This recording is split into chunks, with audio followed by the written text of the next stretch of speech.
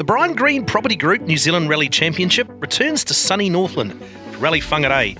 2 days of the classic New Zealand rally stages, and 2 new cars debut at this round.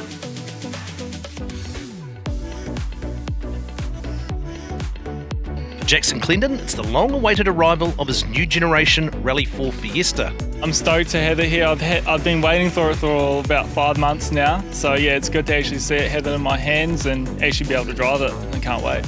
So it's a 1000cc 3-cylinder turbo, making around 210 horsepower, 320 newton meters of torque. Really this weekend is just a sort of lay the foundation for the end of the year, so we can just get the experience, get the team sort of up to speed with the car, sort of get me and Andrew and I get through the systems of the car, how it works, and sort of just look for the end of the year to maybe start pushing some pace out of it.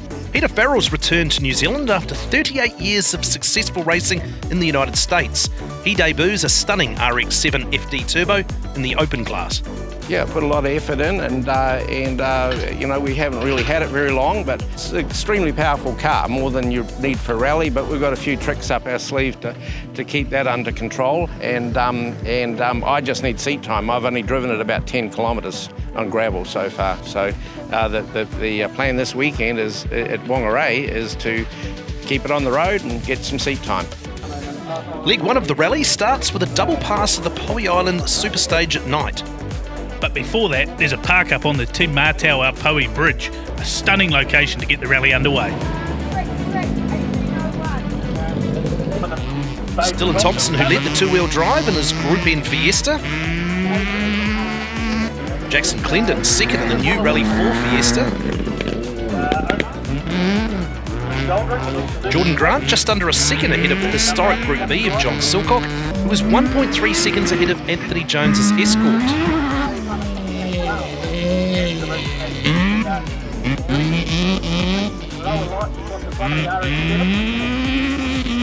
Cars headed north of Whangarei on Saturday for 4 stages before a lunchtime service, then a repeat of the stages in the afternoon. Special Stage 3, Helena, one of the most challenging and would be the power stage in the afternoon. This year run in reverse direction. Big challenge for Dylan Thompson against the more powerful Rally 4 Fiesta of Clendon. He proved up for the challenge. Just.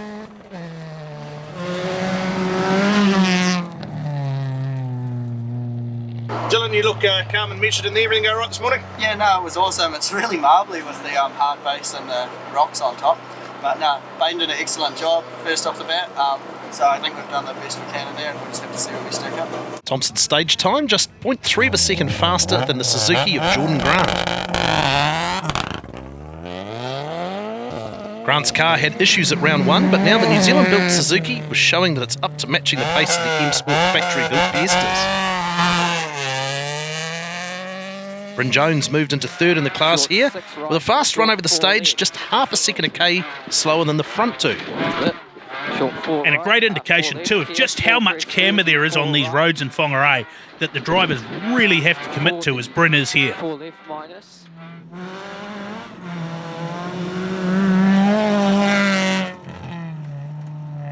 The Fiesta Rally 4 has a lot more power, but there is plenty for Jackson Clendon to get used to in this new car, just 16 seconds off the leader. And just listen to that quite unique engine note it's got. It sounds quite cool. Jackson, first full-length stage in the new car. How'd it go? Yeah, no, we got through, no mistakes or anything, just got through on our own pace. It feels amazing, it's so good to drive. So just a case of balancing how aggressive you are with it, or still trying to take it easy? We'll see. We'll just see how it's going. Yeah, we'll just take it how we see it, really. Charlie Evans had no brakes by stage end, but still a respectable time in 5th. And with the reverser direction, this stage finishes with a big downhill, so that's a scary thing. And less than 2 seconds separating Lucas Ramsey and JP Vandermeys by the stage end.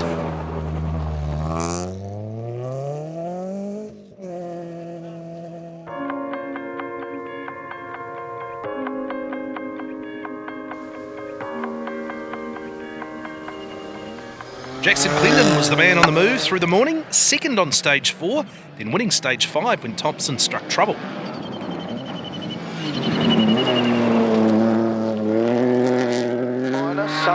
Yeah, N2, just keep going. An engine mount broke in Thompson's Fiesta, costing him 20 seconds over the morning, meaning he'd arrive at service in third position. And there was a fair bit of bush mechanic work that went into getting this car back to service. It's so important when you're fighting for a championship to keep the car going and get back to the service park.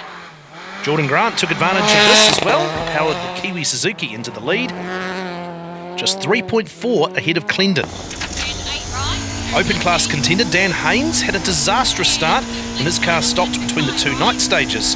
He'd start the morning last of the two-wheel drives with a lot of work ahead.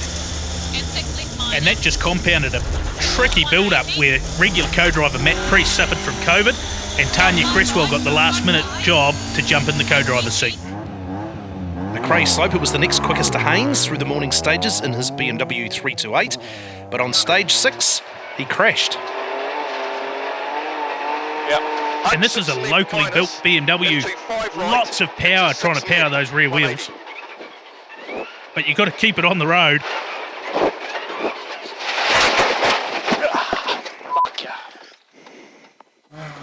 Dave Strong took over the lead in his rear-engined Honda Jazz.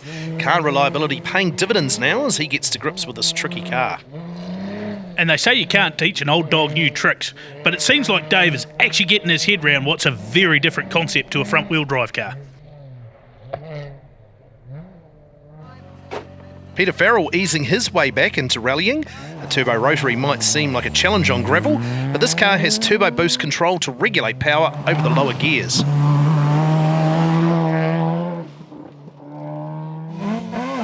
John Silcock carried a narrow lead through the morning in his Group B Mazda RX-7. Behind him, the two historic escorts of Anthony Jones and Shane Merland.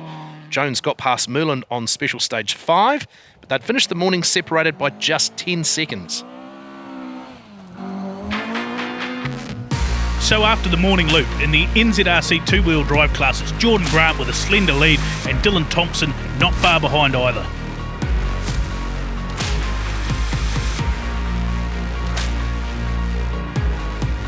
The open two-wheel drive class sees Dave Strong out front, with Peter Farrell right behind, and a hard-charging Dan Haynes catching up. And in the historic battle, John Silcock with a narrow lead over those charging escorts of Anthony Jones and Shane Merland.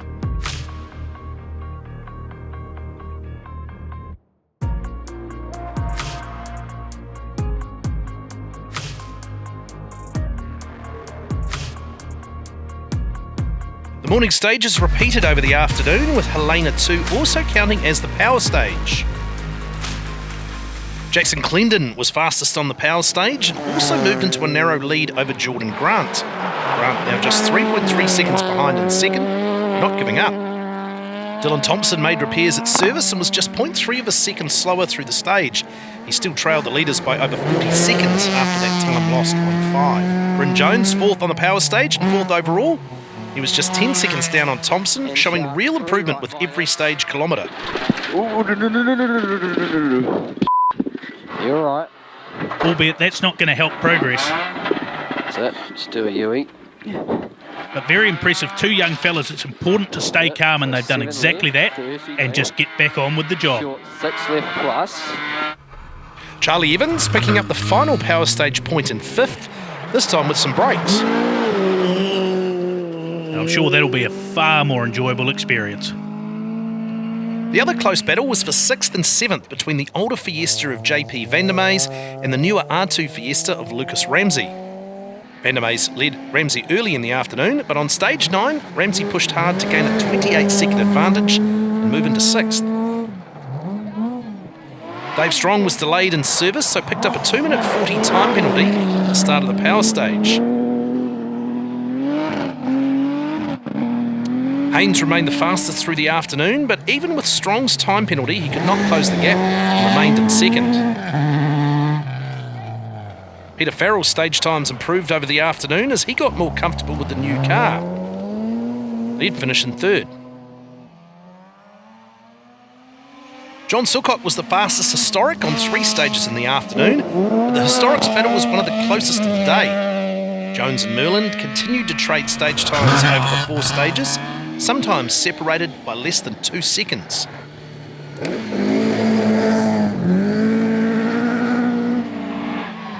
In the end, it was Jones who held off to take second, Merlin just 10 seconds back. So at the end of the opening day, Jackson Clendon leads the NZRC two-wheel drive class, a fantastic debut ahead of Jordan Grant, with Dylan Thompson in third. The open two-wheel drive class sees Dave Strong still holding that lead, but now only a minute ahead of a hard-charging Dan Haynes, with Peter Farrell third. And in the historics, as John Silcock holds a reasonable lead of 29 seconds over Anthony Jones and Shane Merlin. Coming up, we check out the Rally Challenge battle. Dylan Thompson takes a ride on the wild side.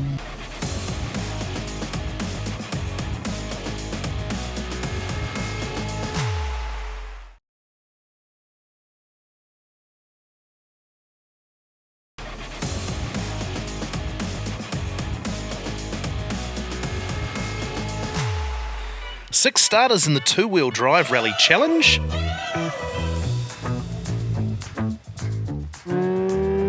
Andy Martin, the top seed in his Fiesta R2, but the early pace came from Jono Shapley in his turbocharged Toyota Vitz. He held the lead over the first 5 stages before Martin got the better of him on the final stage of the morning. Disappointment for 3 drivers though. First, Jeff Talkington retired on stage 3 with engine damage. Dan Alexander was next to go in his recently built Toyota Starlet. Finally, Zell Jones stopped in stage 4 in his Subaru, although he did rejoin to collect 2 points in the power stage. So just 3 cars left to complete the afternoon stages. Sam Byrne struggled for pace in the morning, but over the afternoon stages he began to take time out of the front 2.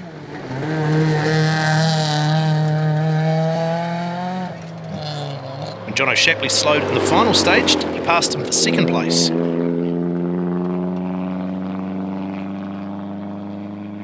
But it was Andy Martin that took the class win in the Fiesta.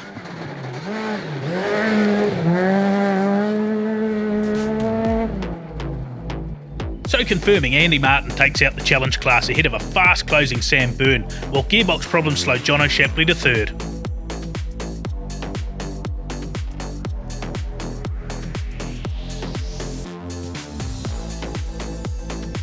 And your winners, Andy Martin and Matt Hayward. It was a hard old day actually. We were trying pretty hard and trying different things with the car, but didn't feel like it was going like it should have, but we got the result in the end, so it was good.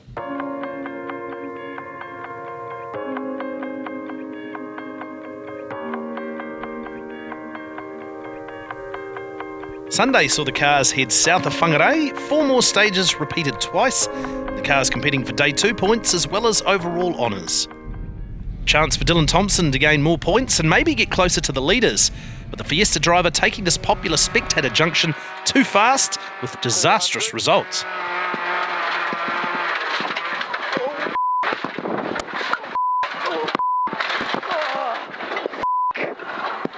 That's not gone well, but that could have gone a lot worse. You see the way the car flicks up there once and twice and through the fence. Very lucky not to go over. With a bit of help from some friendly spectators, like me old mate Dale Budge beside me, they got out the fence, back on the road, but had some damage to fix. And that's actually former co-driver Amy Hudson there, directing repairs.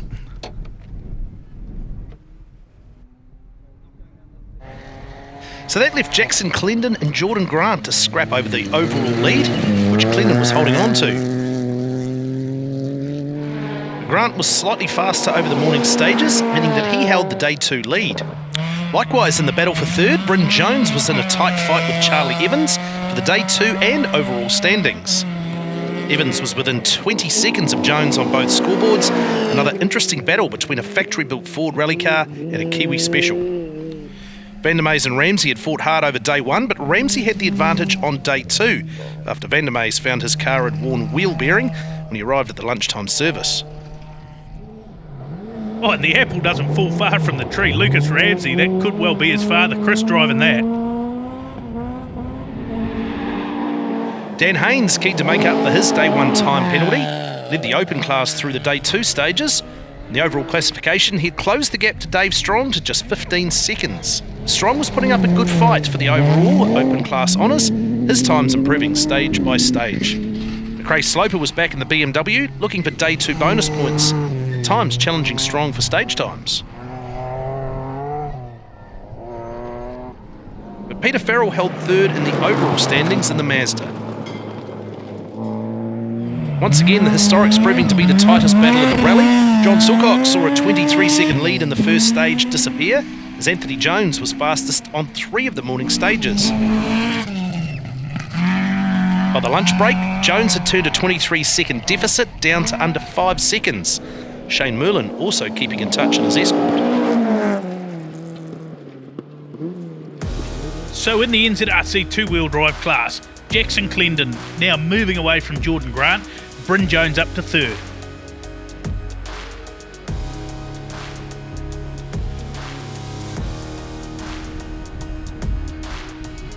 Open two-wheel drive still sees Strong in the lead, but Haynes is looming, Peter Farrell third. And that tight battle in the historics, now less than 5 seconds in it between Silcock and Jones. Merlin's still in touch.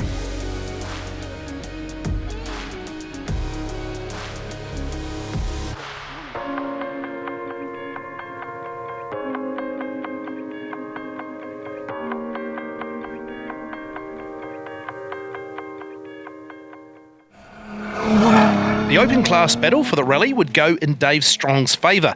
A huge boost for him as he has finally found the pace that he wanted out of the Honda Jazz.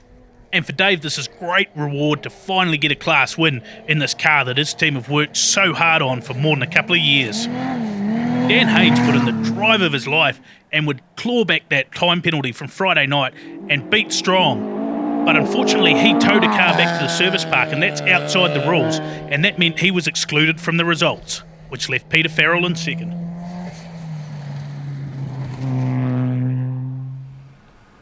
The battle for the historic win went down to the last few stages, Jones and Silcock both taking stage wins through the afternoon. In the penultimate stage, Jones was less than a second behind, so it all came down to the final stage. Silcock 6.8 seconds slower than Jones, so the Welsh Kiwi did it, taking the Blue Escort to the win in both the overall and Day 2 standings. And for Jones, he only led one stage all weekend, but it was the one that counts. Shane Merlin kept out of trouble to take the final finishing spot in third. Dylan Thompson was never going to make up for his time lost in the morning, but he did win the final stage in the two-wheel drive category, coming home 7th. And how good to see a driver not just give up after a rough morning. They've done so much work to keep this car going, and these points could be valuable at the end of the year. JP Vandermeer struggled through the afternoon with a damaged wheel bearing, still managed 6th despite crawling home to the finish. Lucas Ramsey 5th through the afternoon stages to take 5th place overall. And at just 17 years old, it's a remarkably mature drive to be there at the finish. This is a grueling 2 days of rallying.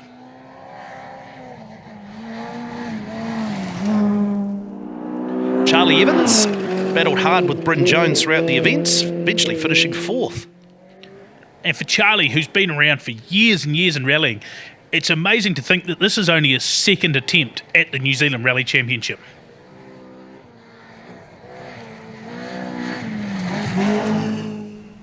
Bryn Jones finished 3rd overall in his older Fiesta. And it rounded out what was a pretty awesome weekend for the Jones family, with Dad Anthony and Sister Zoe taking the historic win as well.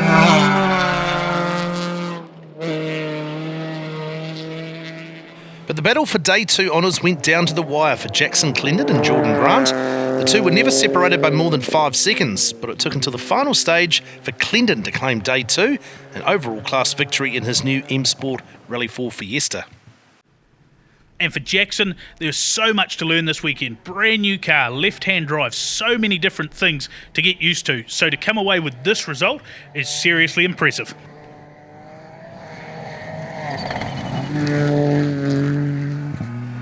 Poor old Jordan Grant missing out on Day 2 honours by just 1.9 seconds.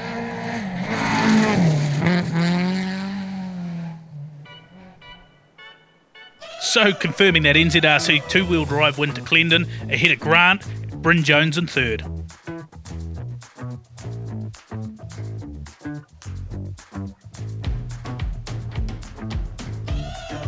Open two-wheel drive went the way of Dave Strong, with Peter Farrell second, unfortunate for Dan Haynes.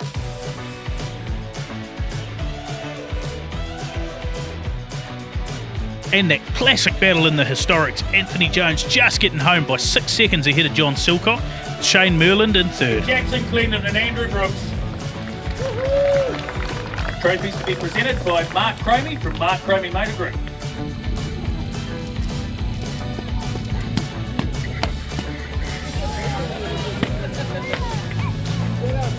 And your winners, Anthony and Zoe Jones.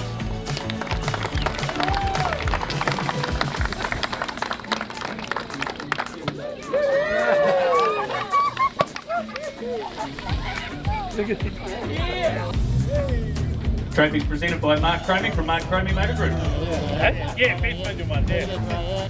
Next week we feature the NZRC four-wheel drive competition over these amazing Northland roads.